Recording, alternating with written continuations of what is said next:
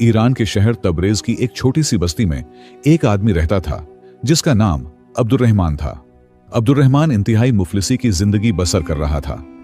वो इस कदर गरीब था कि एक कच्ची झोंपड़ी के अलावा उसके पास दूसरा कोई ठिकाना नहीं था। उसके माँ बाप इस दुनिया में नहीं थे और वो था भी इकलौता बेटा।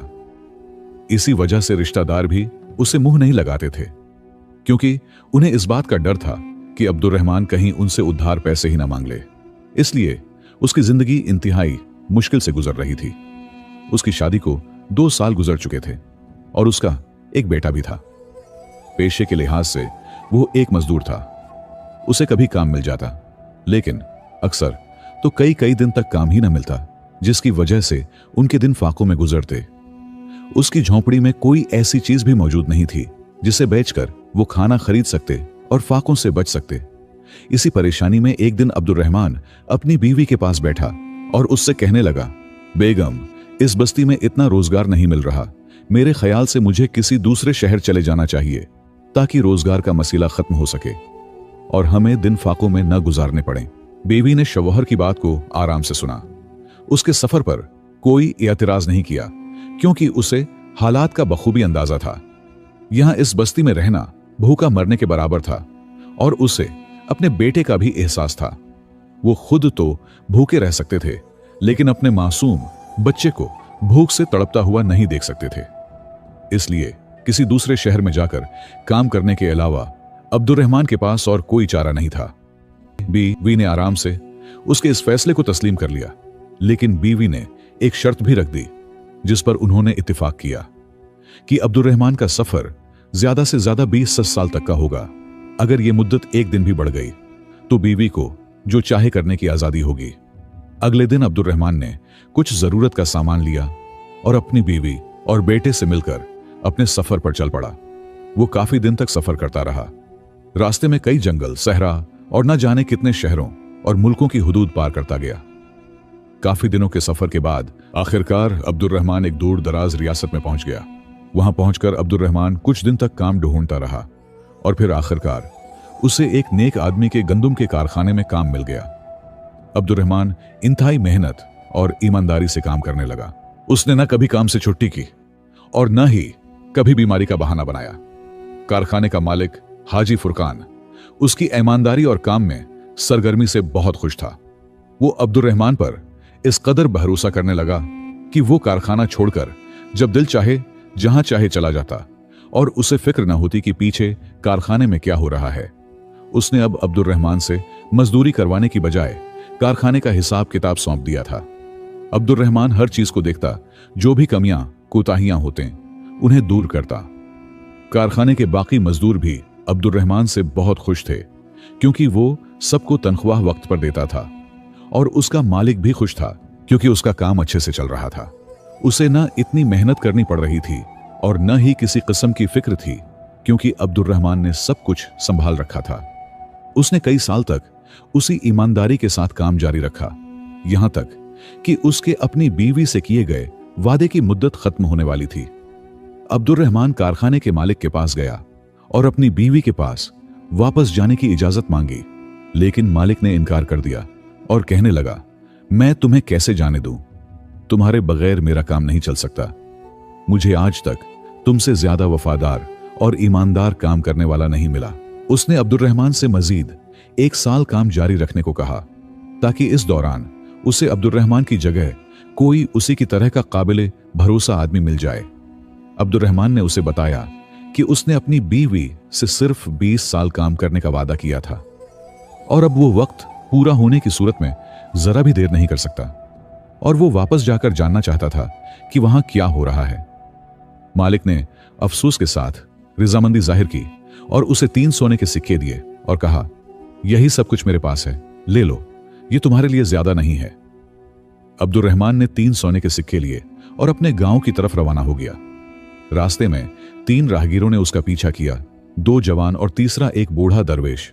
दोनों जवान और अब्दुर्रहमान एक दूसरे से मुतारफ हुए और बातचीत शुरू हुई, जबकि बूढ़ा दरवेश एक लफ्ज भी ना बोला। वो सिर्फ परिंदों को देखता और हंसता रहता। अब्दुर्रहमान ने पूछा कि यह बूढ़ा दरवेश कौन है?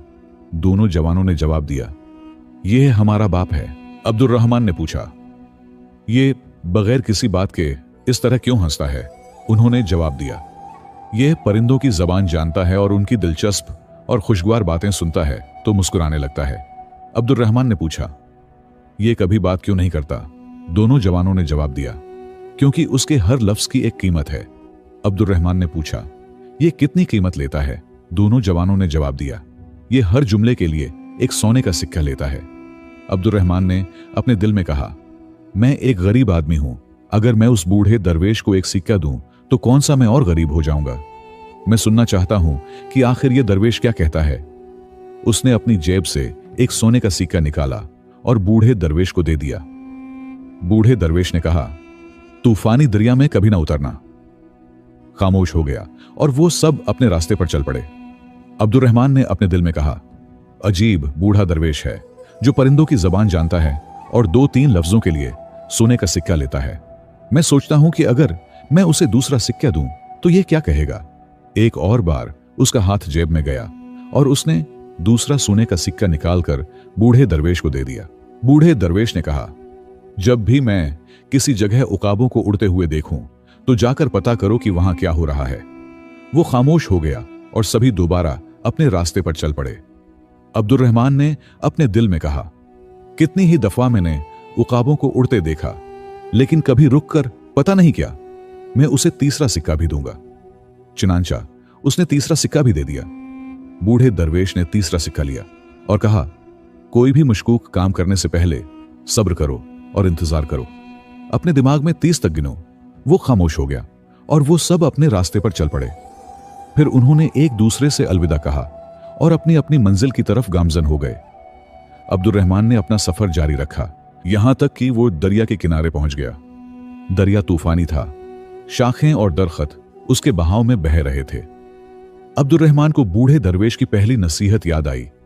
उसने उसकी बात मानी और दरिया पार नहीं किया। उसके बजाय वो किनारे पर बैठ गया, अपने थैले से पानी और रोटी निकाली और दरिया के सामने बैठकर खाने लगा। खाते हुए उसने दूर से एक आदमी को घोड़े पर सवार अपनी तरफ आते देखा। वो आदमी उसके सामने रुका और पूछा, तुम इस तरह क्यों बैठे हो? अब्दुर्रहमान ने जवाब दिया, मैं तूफानी दरिया को पार नहीं कर सकता। उस आदमी ने कहा, यह कौन सा कोई मुश्किल काम है? मेरे लिए तो बहुत आसान है। देखो मैं इस दरिया को कैसे पार करता हूं। उसने अपना घोड़ा दरिया पार करने के लिए अंदर उतार दिया। अब्दुर्रहमान देखता रहा।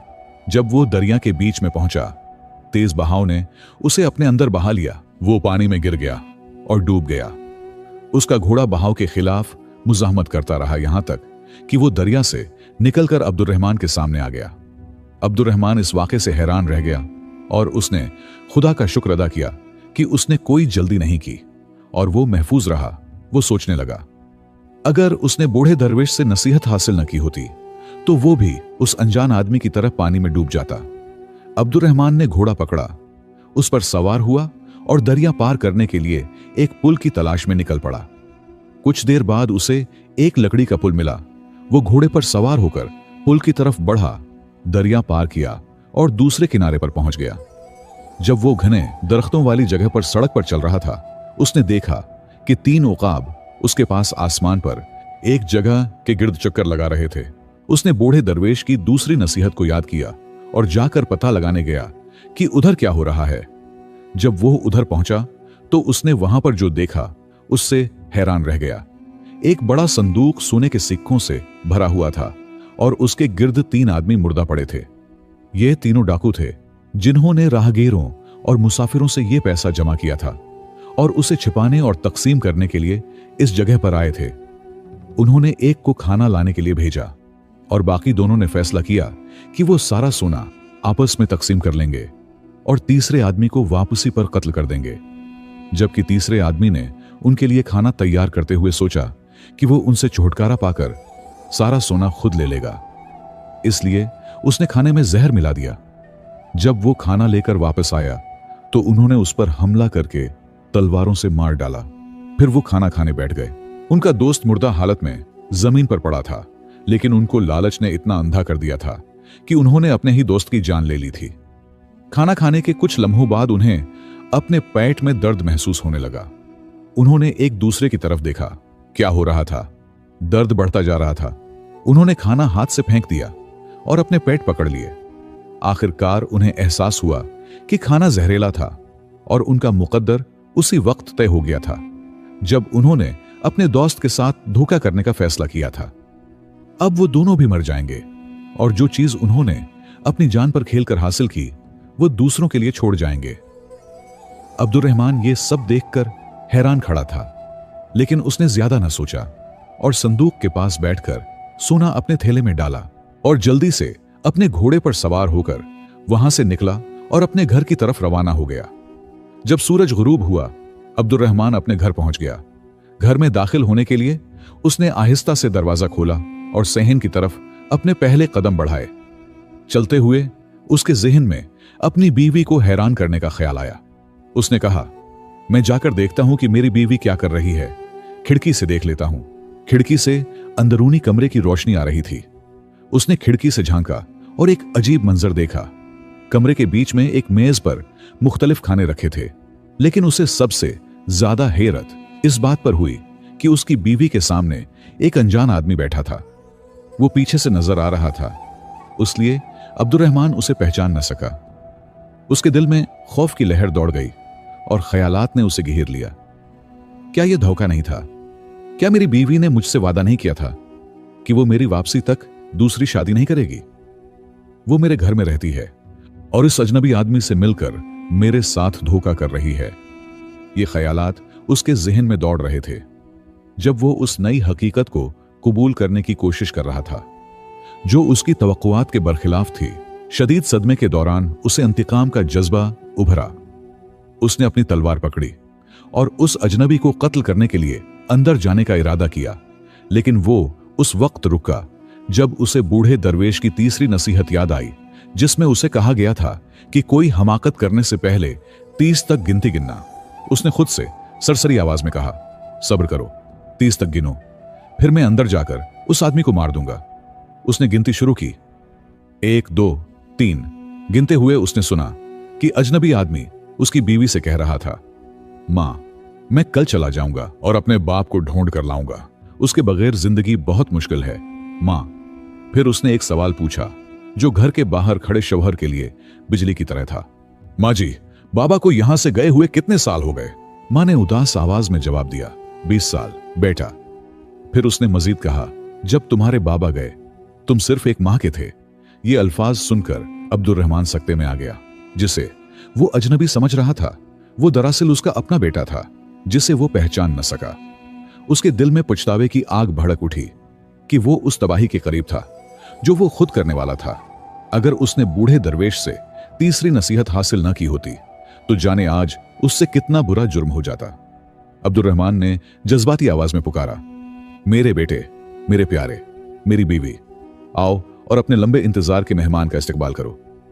बीवी अपने शौहर की तरफ दौड़ी और उसे खुशी और गर्मजोशी से गले लगा लिया। फिर अब्दुर्रहमान अपने बेटे की तरफ मुड़ा और उसे गले लगाते हुए रो पड़ा, बूढ़े दरवेश के अल्फाज याद करते हुए, अगर आज मैंने सब्र न किया होता तो मैं लामतनाही पछतावे और बदकिस्मती का सामना कर रहा होता। फिर उसने अपने बेटे का चेहरा देखा और कहा, खुदा का शुक्र है कि मैंने तुम्हें देख लिया। बाप और बेटा एक साथ बैठ गए। बेटे ने उससे कहा, बाबा जान, बताइए आप इतने सालों से हमसे दूर क्यों रहे और आपके साथ कैसे हालात पेश आए? बाप ने अपने बेटे और बीवी को पूरी कहानी सुनाई। बीवी और बेटा बाप के अल्फाज पर हैरान रह गए। बेटे ने अपने बाप से कहा, अबा आप इन पैसों का क्या करेंगे? बाप ने कहा, मैं एक घर और जमीन खरीदूंगा और फुला फुला काम करूंगा। बेटे ने उसकी बात काटते हुए कहा, नहीं अबा, यह पैसा चोरी का है और इसकी वजह से 3 आदमी मारे गए और जो इसे खर्च करेगा उस पर लानत है। बाप ने जवाब दिया, लेकिन बेटा, हमें इसके मालिक का तो पता नहीं कि हम इसे वापस कर दें, और हमने ये किसी से लिया भी तो नहीं। बेटे ने कहा, लेकिन इसके मालिक राजी नहीं होंगे कि कोई इसे जबरदस्ती ले और अपने किसी काम में लगा ले। बेहतर है बाबा कि यह सारा पैसा खैरात में दे दें। खुदा का शुक्र है कि आप खैरियत से हैं और मैं और मेरी मां भी खैरियत से हैं। आपकी मौजूदगी में मैंने रिज्क और पैसा कमाना सीख लिया है। मैं सब्र और मेहनत से आपके साथ काम में मदद करूंगा। हम जो चाहेंगे वो हासिल कर लेंगे, लेकिन हलाल की कमाई से। बाप अपने बेटे के अल्फाज और हिकमत से खुश हुआ और उसने सारा पैसा खैरात में दे दिया। बाप और बेटा मिलकर खुशी से काम करने लगे। वो हमेशा बूढ़े दरवेश की तीसरी नसीहत को याद रखता था। सब्र और जल्दी से पहले सोचना गलतियों से बचने का बेहतरीन तरीका है। यह हिकमत उसकी जिंदगी का हिस्सा बन गई और आखिरकार उसने ये अपने बेटे को भी सिखा दी। प्यारे दोस्तों, जिंदगी में हमें हर हाल में ईमानदारी को अपनाना चाहिए। किसी भी काम में जल्दबाजी से काम नहीं लेना चाहिए, बल्कि सब्र को अपनाना चाहिए, चाहे हालात कितने ही सख्त हों। सच्चाई और दियानतदारी इंसान को बुलंदियों तक पहुंचाती है। जो लोग मेहनत करते हैं और किसी का हक नहीं खाते, वही दिलों में जगह बनाते हैं। बुजुर्गों, अक्लमंदों या दाना लोगों की नसीहत को मामूली न समझा जाए। गुस्से या जज्बात में आकर कोई कदम न उठाया जाए। फैसला करने से कबल सोचना, परखना और सब्र करना जरूरी है। नाजायज दौलत या मशकूक माल से बचना चाहिए। जो चीज किसी और की हक तलफी से हासिल हो, वो कभी सुकून और बरकत नहीं दे सकती। ऐसी चीजें आरिजी फायदा देती हैं, लेकिन अंजाम हमेशा नुकसानदेह होता है। रिज़्क़ हलाल ही जिंदगी को खुशहाल और पुरसुकून बनाता है। सब्र, अक्ल और नरमी, ये तीनों चीजें जिंदगी के हर मोड़ पर रहनुमाई करती हैं। अगर आपको आज